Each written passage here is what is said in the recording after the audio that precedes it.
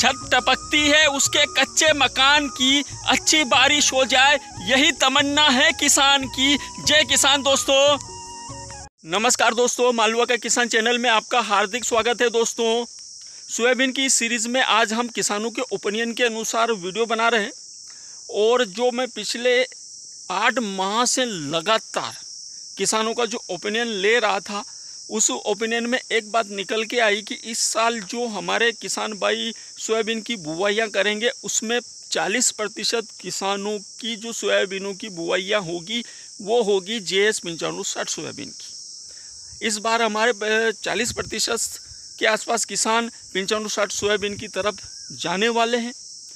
तो आज के वीडियो में 9560 सोयाबीन की संपूर्ण जानकारियाँ, उसके अलावा इस सोयाबीन को लगाने के बाद जो बीमारियां आती है, इस सोयाबीन में जो बीमारियां आती है उन बीमारियों का सामना कैसे करें और क्या क्या सावधानियां हम JS 9560 सोयाबीन में रखें, उसके ऊपर हम इस वीडियो में मंथन करेंगे, विचार करेंगे, चर्चा करेंगे।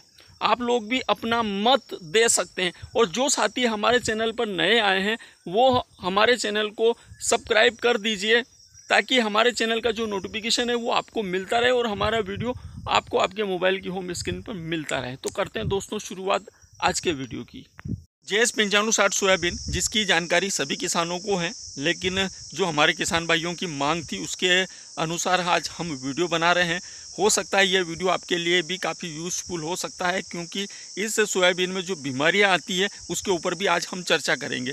तो पहले इसकी जो संपूर्ण जानकारी में, JS 9560 सोयाबीन एक सबसे कम अवधि की सोयाबीन मानी गई है, जिसकी वजह से हमारे किसान भाई इस वैरायटी की तरफ जाते हैं। क्योंकि कभी ऐसा समय रहा है जबकि हमारे मध्य प्रदेश में काफ़ी कम पानी गिरा है, महाराष्ट्र में भी ये समस्या आई थी, राजस्थान में भी आई थी, तो बहुत जल्दी पानी चला जाता था। कभी कभी जन्माष्टमी करके ही पानी चला जाता था, उसकी वजह से दूसरी वैरायटियाँ उत्पादन दे ही नहीं पाती थी।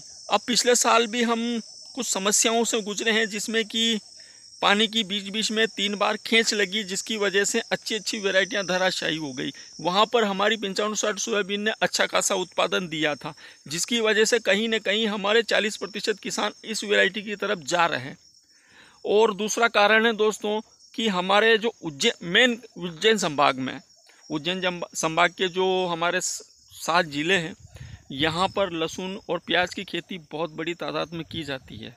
उसकी वजह से हमारे किसान भाई खेत को जल्दी खाली चाहते हैं। बहुत सारे किसान तो जो लहसुन और प्याज की खेती करते हैं, बहुत सारे किसान तो खेत को खाली छोड़ देते हैं या मूंग लगा देते हैं, ताकि खेत उनका जल्दी फ्री हो जाए और उसमें जल्दी से वो लहसुन के लिए खेत को अच्छी तरीके से तैयार कर पाए और जल्दी से लहसुन और प्याज लगा पाएँ।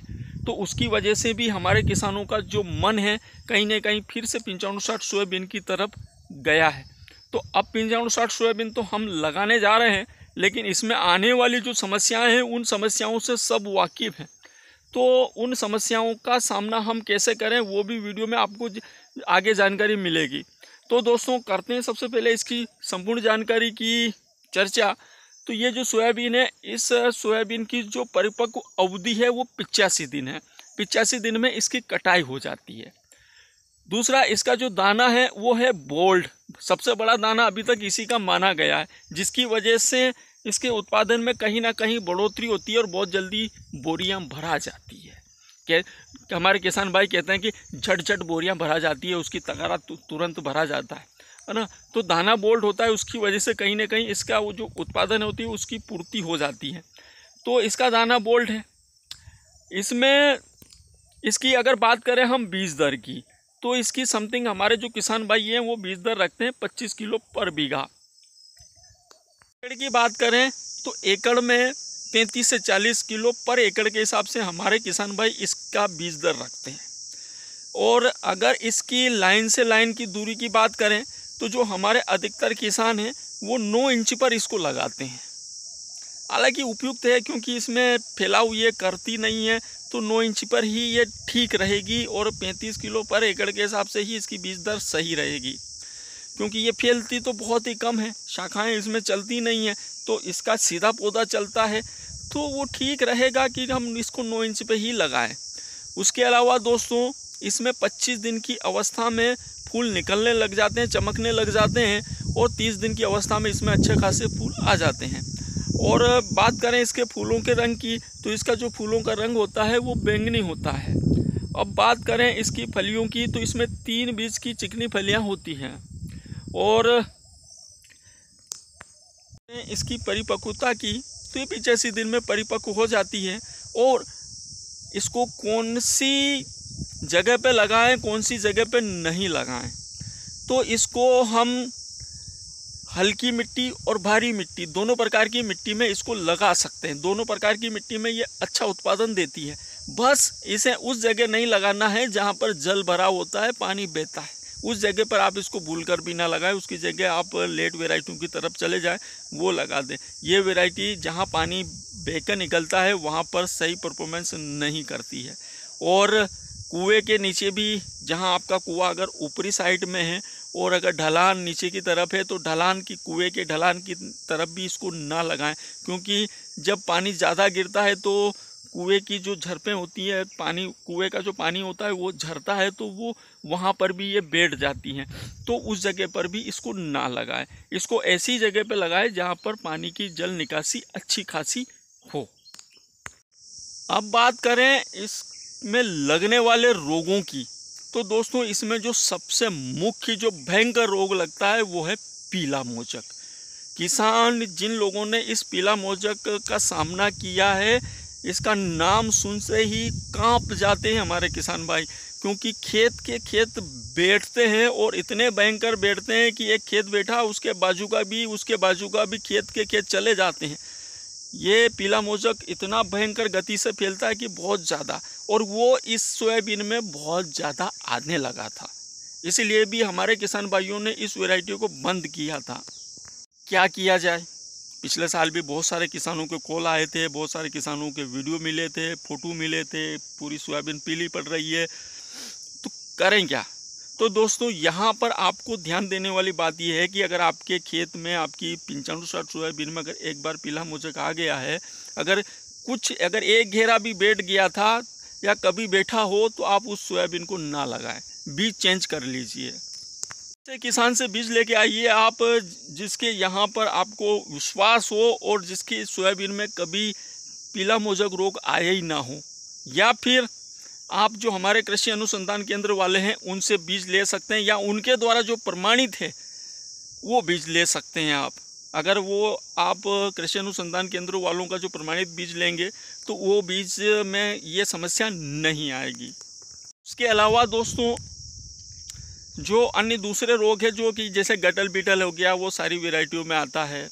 उसके अलावा इल्ली का तो है ये, ठीक है, इल्ली तो सभी में लगती है। तो जो सबसे इसकी जो मुख्य समस्या थी वो थी पीला मोचक। तो उसके लिए आप बीज पर ध्यान दे दीजिए, ये समस्या नहीं आएगी। उसके अलावा एक चीज़ और है कि जब आप बुआई करें उस समय भी बीज को अच्छे से उपचारित कर लें। आप डाइकोडर्मा से करें या राइजोबियम से करें, या और भी बहुत सारी जो बीज उपचारित दवाइयाँ हैं उनसे आप बीज को उपचारित कर लें, या खेत को डाइकोडर्मा से उपचारित कर लें, तो ये भी समस्या आपको नहीं आएगी। अगर आप 95-60 सोयाबीन लगा ही रहे हैं तो एक तो बीज का ध्यान रखें अच्छे से, उसके अलावा बीज को उपचारित करके ही बोएं, और हो सके तो खेत को उपचारित कर लें, ताकि आगे जाकर ये समस्याएं नहीं आएगी। उसके अलावा दोस्तों जून महीने के प्रथम सप्ताह में जो हमारे मौसम विज्ञान केंद्र वालों के तरफ से पानी के ऊपर एक एडवाइजरी जारी होगी, उस एडवाइजरी को भी आप पढ़ लें, उसको भी समझ लें कि इस साल कितनी बारिश होने वाली है। पिछले साल भी उन्होंने जो आशंकाएं जताई थी लगभग सटीक बैठी थी, तो उनको पढ़ लें, उनको समझ लें, उसके बाद आप निर्णय लें कि हमें करना क्या है। क्योंकि अगर ज़रूरत से ज़्यादा बरसात हुई तो भी ये वैरायटी फेल हो जाएगी। ये वैरायटी कब सक्सेस होगी? जबकि पानी कम गिरेगा। अगर पानी कम गिरता है तो ये वैरायटी सक्सेस है, और अगर ज़रूरत से ज़्यादा पानी गिरता है तो फिर ये वैरायटी सक्सेस नहीं हो पाएगी। तो निर्णय आपका है, करना क्या है दोस्तों। हमें खेत भी जल्दी फ्री चाहिए, और इससे कम दिन की वैरायटी भी और कोई नहीं है। लगभग और जितनी वैरायटियाँ GS 20, 34, 90 दिन और उसके बाद की जितनी भी वेराइटियाँ हैं वो सारी 95 दिन के आसपास की है। तो 10 दिन का डिफरेंस है और ये 10 दिन का डिफरेंस अगर पानी कम गिरता है तो बहुत ख़तरनाक साबित होता है। और लहसुन प्याज वालों के लिए तो खेत जितना जल्दी खाली हो जाए उतना ज़्यादा उनके लिए अच्छा होता है, तो उनको जल्दी खेत खाली चाहिए। तो ऐसी स्थिति में अगर आप लगाए रहे हैं तो ये जो कुछ सामान्य चीज़ें हैं इनका आप ध्यान रखें। बीज का थोड़ा सा ध्यान रखें आप कि बीज आप जिसमें रोग लग गया वो ना लें, उसके अलावा बीज को उपचारित करके बोएं और उसके अलावा गलती ज़मीन में ना लगाएं और उसके अलावा दोस्तों खेत को हो सके तो उपचारित कर लें। अगर ये चीज़ें आपने कर ली तो आपका जो GS 5560 सोयाबीन है अच्छा खासा उत्पादन देगी। मैं भी कुछ जगह पे जहाँ पर हम लहसुन लगाएंगे, लहसुन प्याज लगाने की जो हमारी जगह होती है फिक्स करते हैं, उस जगह में 5560 सोयाबीन की तरफ ही हम जाते हैं और ऐसी समस्याएं नहीं आती है। तो आप थोड़ा सा विचार कर लें, मंथन कर लें और समझदारी से काम लें तो ये समस्या नहीं आएगी। अगर वीडियो अच्छा लगा हो, जानकारी अच्छी लगी हो तो वीडियो को लाइक करें, कमेंट करें और ज़्यादा से ज़्यादा शेयर करें, क्योंकि इस साल 40% किसान इस वैरायटी की तरफ जाने वाले हैं, ताकि आगे जाकर ये जो पीला मोज़ेक की जो समस्या है ये ना आए, सोयाबीन के गलने की समस्या ना आए। तो आप ज़्यादा से ज़्यादा वीडियो को शेयर करें।